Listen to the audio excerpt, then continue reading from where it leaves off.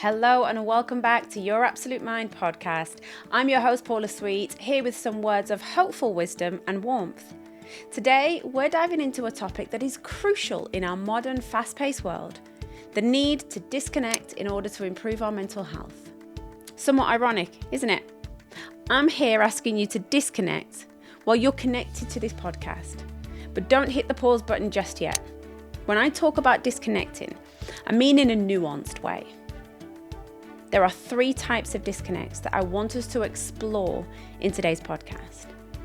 Firstly, disconnecting from social media and the news.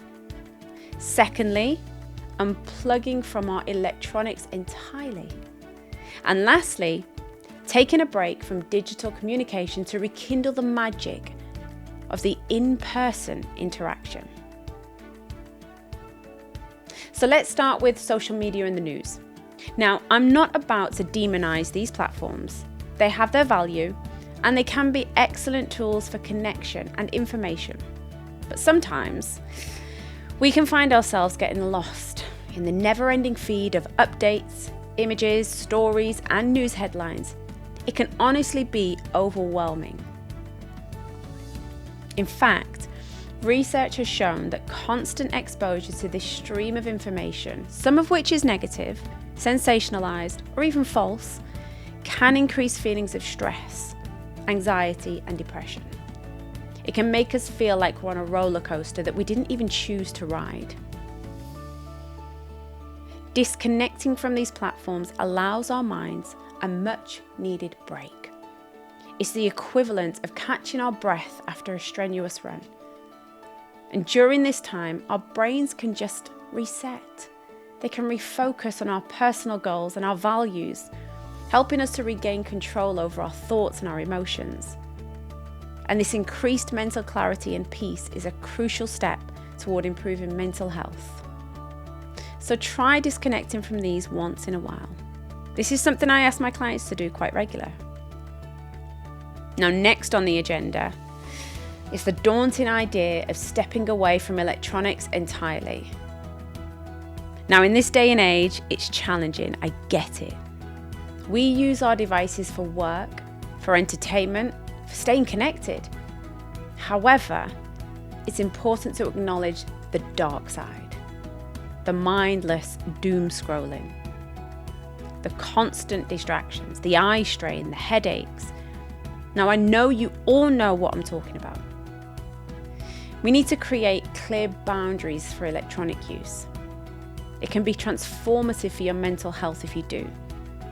Maybe it's down to designating a certain time each evening just to turn off all your devices.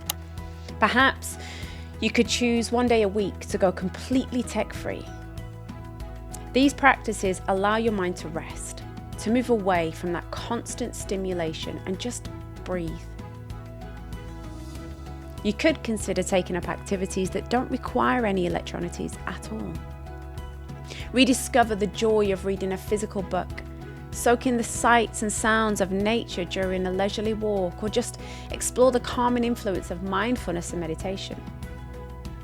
By incorporating these tech-free activities, we're giving our minds the space to recharge and rejuvenate. It'll boost our overall mental health. And last but not least, we come to disconnecting from digital communication in favor of real-life connections. Now, digital communication, whether through text, emails, or even a video call, it can sometimes leave us feeling a little bit disconnected and misunderstood. It lacks the warmth and the intimacy of the in-person interaction.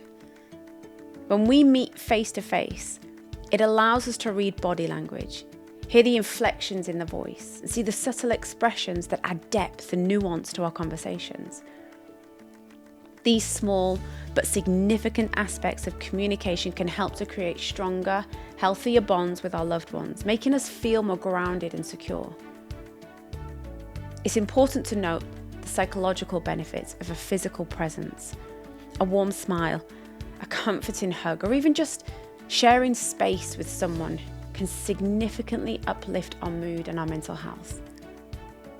So how can we implement these disconnections in a practical way in the world that we live in now?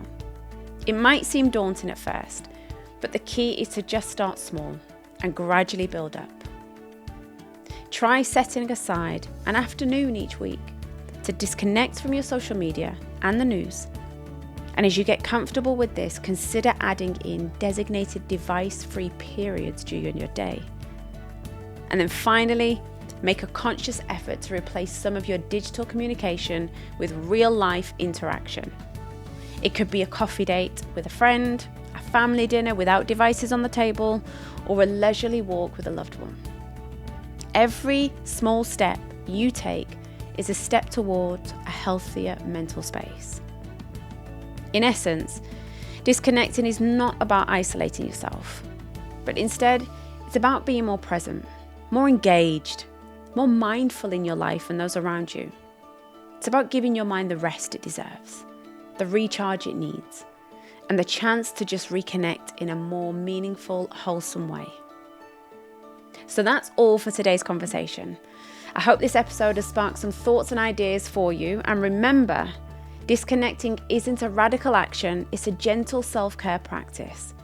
Until our next episode, take care of yourself and don't forget to disconnect. I hope you've enjoyed today's episode, and I look forward to us all becoming mentally healthy.